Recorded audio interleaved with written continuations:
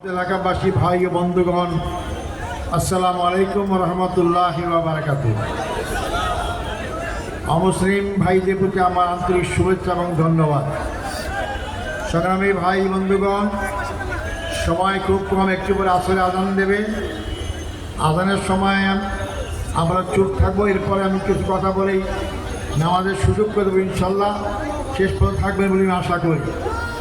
সংগ্রামী ভাই ও বন্ধুগণ, আমি ফাঁসির কাষ্ঠ থেকে আপনাদের সামনে আজকে হাজির হতে পেরেছি। আমি আল্লাহর লক্ষ শুকরিয়া আদায় করি যে আল্লাহ আমাকে শাহাদাতের মর্যাদা না দিয়ে আপনাদের কাছে ফিরিয়ে দিয়েছেন।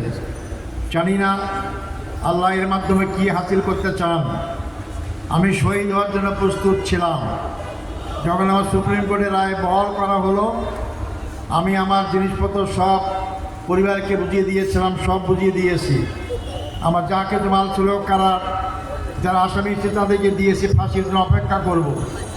কিন্তু আল্লাহর কি ফয়সালা, 2024 সালের 5ই আগস্ট এদেশের দামাল ছেলেরা, ছাত্র, যুবক, বৃদ্ধ, কৃষক, এমনকি শিশুরাও পর্যন্ত লক্ষ লক্ষ মানুষ রাজপথ প্রকম্পিত করে স্বৈরাচারকে শুধু ক্ষমতাচ্যুতই করেনি, দেশ থেকে বিতাড়িত করেছে এবং আমাদেরকে বিতাড়িত করতে পারে নিজেই চলে গিয়েছেন। সংগ্রামী ভাই বন্ধুগণ, আমি সেই দামাল ছেলেদের আন্দোলনে যারা শহীদ হয়েছেন তাদের আত্মার মাগফিরাত কামনা করছি।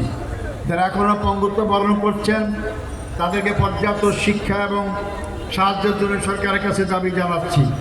সংগ্রামী ভাই বন্ধুগণ, আমরা জামাত ইসলামীর পক্ষ থেকে যারা শহীদ হয়েছেন তাদের পরিবারের সাথে আমিরের জামাত যোগাযোগ করেছেন।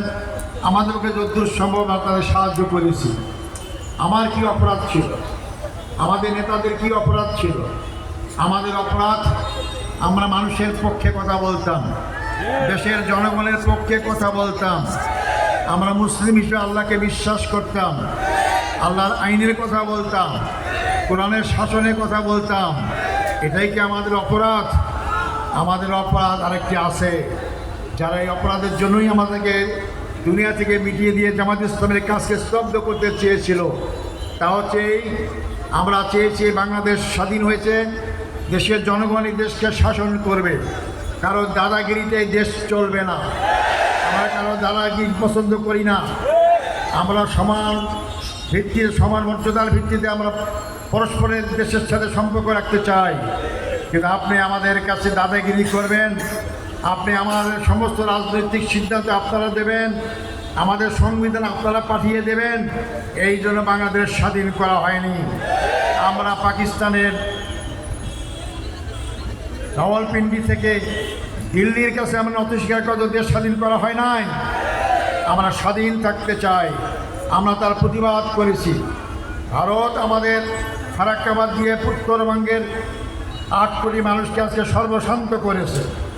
আজকে আপনারা জানেন আমাদের পিপাই মুখ সিলেটের তার উজানে 54টা বাদ দিয়ে আমাদেরকে সুটিয়া মারতেছে।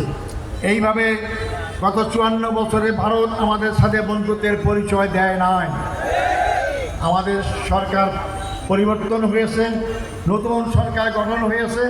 আগামী নির্বাচনের মাধ্যমে নতুন বাংলাদেশ গড়ার স্বপ্ন দিকে আমরা এগিয়ে যাব সামনের দিন ইনশাআল্লাহ। আমি একটু কথা বলতে চাই। আমাদেরকে অনেক অভিযোগ করা হয়, আমরা দেশের স্বাধীনতা বিরোধী, আমরা ইত্যাদি ইত্যাদি। যারা এই কথা বলে বলতো যে আমরাই স্বাধীনতা এনেছি, আমরা স্বাধীনতার পক্ষের শক্তি, আজকে আপনাদের সামনে বলতে চাই, যাদেরকে স্বাধীনতা বিরোধী বলেন তারাই এখন বাংলাদেশে আছে। আর যারা স্বাধীনতার পক্ষে বলেন তারা ওই ভারতের কাছেই আশ্রয় নিয়েছে। কোন ভারত? আমাদের দেশের চারপাশের সীমান্তের 3 দিকে ভারত। আমাদের সেনাবাহিনী কী জন্য? সেনাবাহিনী আমার দেশ রক্ষা করার জন্য। কাদের হাত থেকে দেশ রক্ষা করবে? পাশের দেশ থেকে হাত রক্ষা করবে। তারাই আমার দেশে হামলা করতে পারে। যারা পাশের দেশ, যেখান থেকে আমার দেশকে গ্রাস করতে পারে, সেই দেশে যারা আশ্রয় নেয়, তারা কি বাংলাদেশের জনগণের বন্ধু হতে পারে?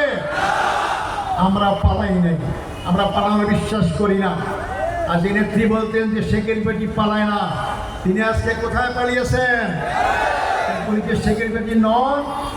বড় বড় কথা বলা যায়, অর্থাৎ যারা পাপী, যারা বেশি অন্যায় করে, তখন বুঝতে পারে যে আমি ক্ষমতা ছাড়তে বাধ্য হয়েছি, আমাকে আমাদের জেলখানায় যেতে হবে। জেলখানার ভয়ে হাজার হাজার তাদের কর্মীকে ফেলে রেখে, বাংলাদেশের জনগণকে বিপদে রেখে নিরাপদ আশ্রয় নিয়েছে ভারতের দিল্লির কোণে। সংগ্রামী ভাই বন্ধুগণ, এদের দ্বারা দেশ নিরাপদ থাকতে পারে না। যারা এই দেশে জন্মগ্রহণ করেছে, এই দেশেই ফাঁসি কাছে মৃত্যুবরণ করেছে, মৃত্যুর হাত থেকে বাঁচার জন্য বিদেশে পালিয়ে যান নাই, তারাই তাদের দলীয় বাংলাদেশের স্বাধীনতা সার্বভৌমত্ব রক্ষা করার কত গ্যারান্টি হতে পারে। সংগ্রামী ভাই বন্ধুগণ, এই যে আগামী নির্বাচন অত্যন্ত গুরুত্বপূর্ণ নির্বাচন, শুধু ক্ষমতার পরিবর্তনের নির্বাচন না, এটা আরো সামগ্রিক পরিবর্তন নির্বাচন। আমরা পিছনের দিকে ফিরে যেতে চাই না, 24 সালের প্রথম পিছিয়ে আমরা ফিরে যেতে চাই না। যে আমার ছেলের একটা নতুন বাংলাদেশ করার স্বপ্ন থেকে জীবন দিয়েছে, আন্দোলন করে দেশ নতুনভাবে স্বাধীন করেছে, পিছনের দিকে ফিরে যাওয়ার জন্য নয়। আবার শৈল শাসক কায়েম হবে, আবার দুর্নীতিবাদের সর্বরাজ্য হবে, আবার সন্ত্রাস চাঁদাবাদী তোমার অতিষ্ঠ হয়ে যাবে, এই দিকে আমার দেশকে নিয়ে যেতে পারি না। এই জন্য জুলাই সনদ হয়েছে, আমরা সব দল জুলাই সনদে স্বাক্ষর দিয়েছি। আমাদের জুলাই সনদে একমত হয়ে স্বাক্ষর দিয়েই থাকি। এটা আইনি ভিত্তিতে অসুবিধা কোথায়? একই দল বাধা দেয়, তার মানে যে গণভোট নির্বাচনের দিনে হবে। আপনি যদি গণভোট রাজি হয়ে থাকেন, তো জনগণ নির্বাচনে যে দিতে হবে কি জন্য? আগে গণভোট আয়োজন করে অসুবিধা কোথায়? আমার ডালে কুচকালা হয়, গণভোট অস্বীকার করে নির্বাচনের দিনে অর্থাৎ মানে স্বপ্ন দেখছে ক্ষমতায় গিয়ে আমাদের জুলাই সনদকে ঝুলে ফেলে দেবে, আবার আমাদের সে পুরানো স্বাস্থ্য দিকে ফিরে যেতে হবে। আমরা বেঁচে থাকতে করতে দেবো না ইনশাআল্লাহ। আমরা জুলাই সনদ বাস্তবায়ন চাই।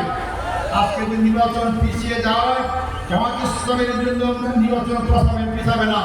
যারা জুলাই সনদকে আইনি ভিত্তি দিতে এবং গণভোট আগে অনুষ্ঠান করতে বাধা দিচ্ছে, তাদের নির্বাচন পিছিয়ে যেতে পারে। এই জন্য আপনারা যদি গণভোট অস্বীকার না করে থাকেন, আপনি অবিলম্বে নভেম্বর মাসের মধ্যে গণভোটের আয়োজন করেন, তাহলে তো আমরা ফেব্রুয়ারি মাসের প্রথমার্ধে নির্বাচন করতে পারবো ইনশাল্লাহ। তাই আপনারা ওদেরকে যুদ্ধ খেলা থাকবেন না। আপনারাই আসলে নির্বাচনকে ভয় পাচ্ছেন, ততদিন যাতে আপনারা জনগণ থেকে বিচ্ছিন্ন হচ্ছেন। আপনারা এখনই জনগণ থেকে বিচ্ছিন্ন হয়েছেন। আপনাদের যারা প্রার্থী ঘোষণা করেছেন, তারা বহুদিন থেকে এলাকায় আসে না, তারা এলাকায় আসার জনগণের সঙ্গে মিশে না। আমাদের লোকরা জনগণের সঙ্গে মিশে থাকে, আমাদের লোকরাই জেল খেলেছে, কোনো দল দাবি করতে পারবে না আমাদের মতো 11 জন ভাইকে জেলখানায় শহীদ করা হয়েছে, আমাদেরকে টার্গেট করা হয়েছে ভারত থেকে। কারণ তারা